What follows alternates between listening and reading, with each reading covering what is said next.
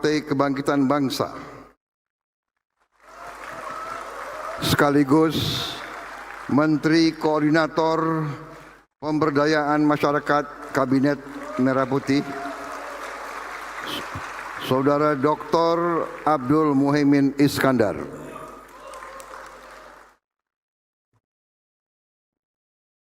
Ketua Dewan Pembina Perempuan Bangsa PKB, Hajah Rustini Muhaimin Iskandar.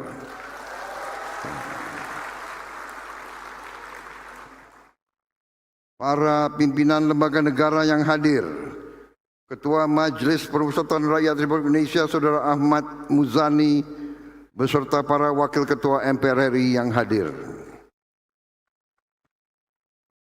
Ketua Dewan Perwakilan Rakyat Republik Indonesia Saudari Puan Maharani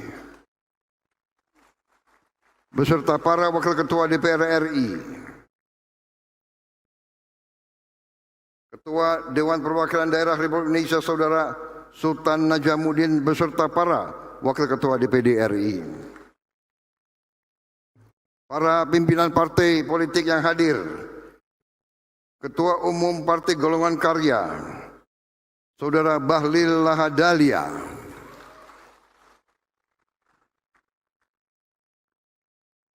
yang juga Menteri Kabinet Merah Putih, Menteri ESDM, Ketua Umum Partai Amanat Nasional Saudara Zulkifli Hasan, yang juga Menteri Koordinator Bidang Pangan, Ketua Umum Partai Demokrat Saudara Agus Harimurti Yudhoyono, yang juga Menteri Koordinator Bidang Infrastruktur, Presiden PKS Saudara Al-Muzammil Yusuf, yang juga baru terpilih. Saya belum sempat terima pengurus baru.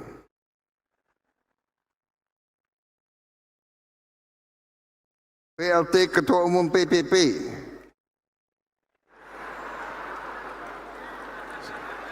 Saudara M. Mardiono, Ketua Umum Partai Gelora Saudara Muhammad Anies Mata,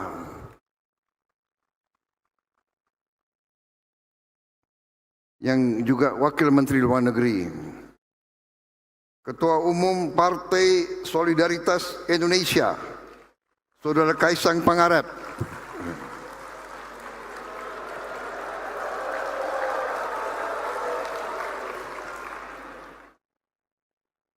yang mewakili Ketua Umum Partai Nasional Demokrat Nasdem Saudara Hermawi Taslim,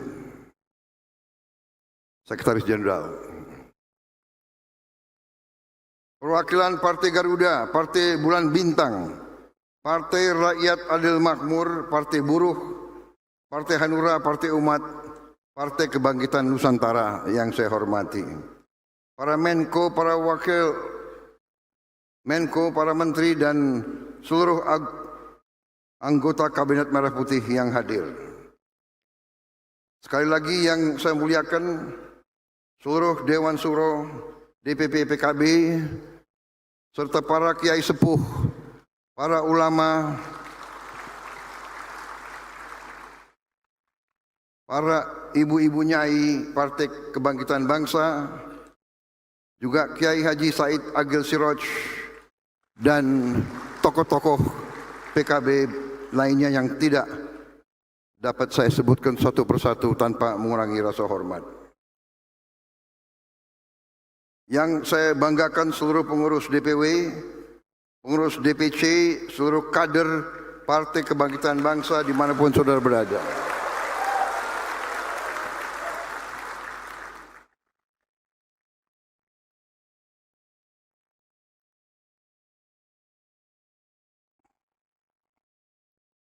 Tentunya saya ingin menyampaikan terima kasih atas undangan yang telah diberikan kepada saya. Ini sungguh suatu kehormatan bagi saya untuk hadir dalam acara ini. Saya nyaman di tengah PKB.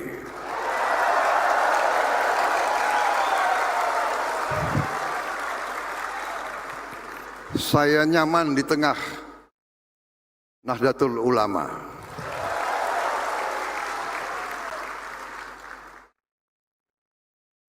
Saya merasa dekat dengan tokoh-tokoh NU dan PKB. Saya dulu merasa sangat dekat dengan Gus Dur. Di saat-saat genting, saat-saat krisis besar bangsa Indonesia, NU selalu tampil sebagai penyelamat dan sebagai stabilisator.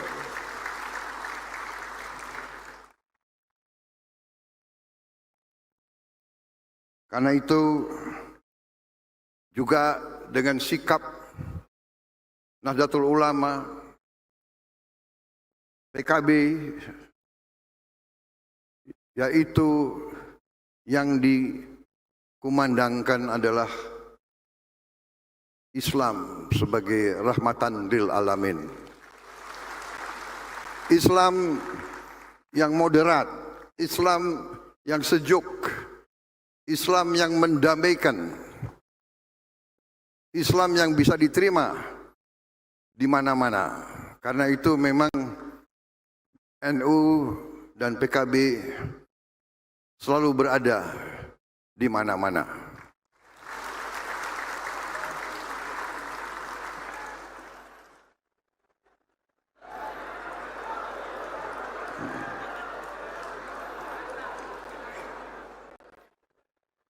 Saudara-saudara sekalian, terima kasih. Saya sangat terkesan dengan tadi sama sambutan dari Profesor Ma'ruf Amin. Sangat terkesan,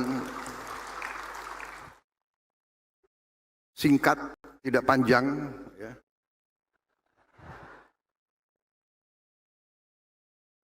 Tapi sangat esensial, sangat substansial, sangat kena kepada inti masalah.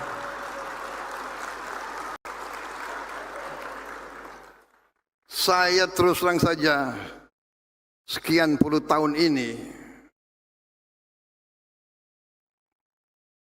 jarang mendengar tokoh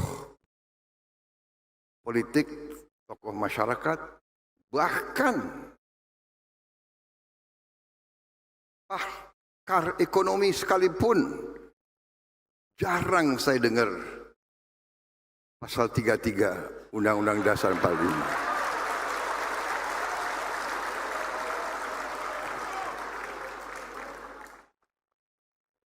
Seolah-olah pasal 33 itu tidak pernah ada dalam Undang-Undang Dasar 45. Dan kalau kita dengar proses amandemen terhadap naskah Undang-Undang Dasar 1945 yang asli, proses amandemen itu yang ingin dirubah antara lain, ingin dihilangkan antara lain adalah pasal 3. Pasal 33 itu yang ingin dihilangkan. Kita bersyukur tidak dihilangkan dan terima kasih PKB.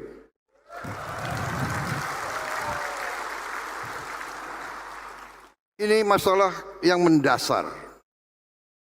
Ini masalah yang mendasar. Pasal 33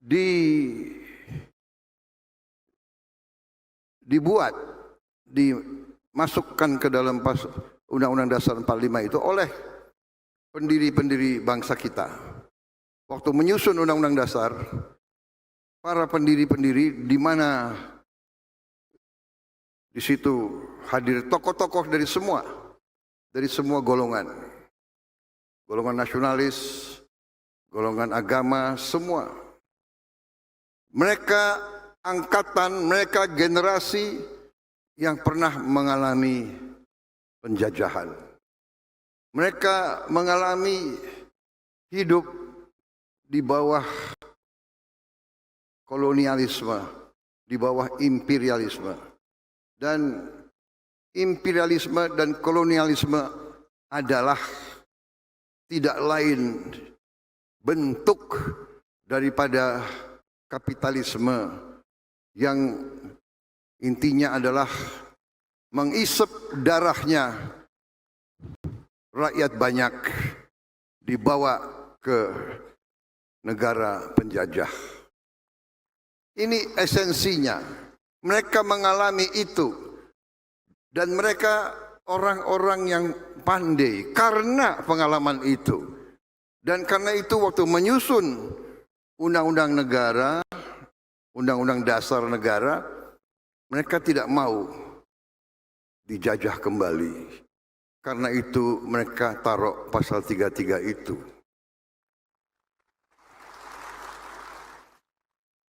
Pasal 33 kalau kita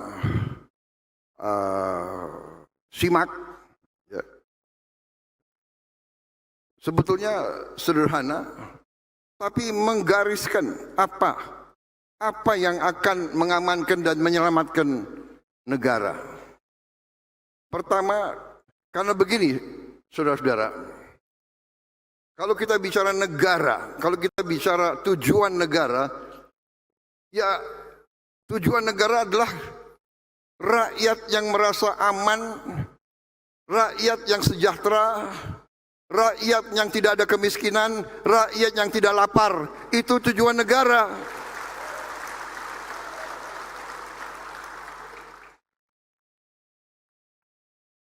Demokrasi penting. Demokrasi yang formal, demokrasi yang normatif, tapi rakyat tidak punya rumah yang baik, rakyat yang lapar, anak-anak yang stunting, mereka yang tidak bisa cari pekerjaan, ini bukan tujuan bernegara bagi saya dan bagi semua orang yang waras.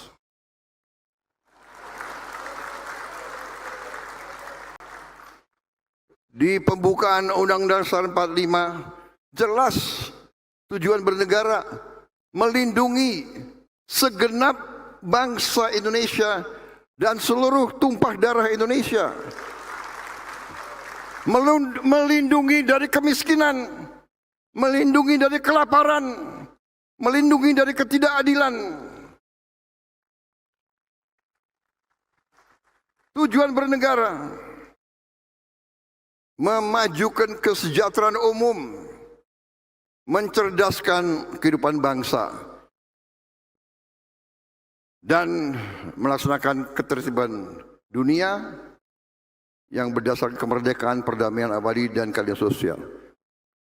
Pelaksananya di pasal 33. Ini tujuan nasional, ini pasal 33. 1. Ayat 1. Perekonomian disusun sebagai usaha bersama berdasar atas asas kekeluargaan.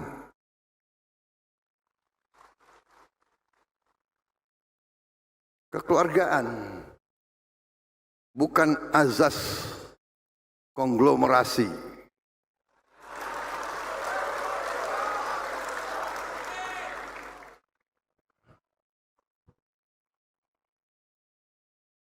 Asas keluarga, asas kekeluargaan.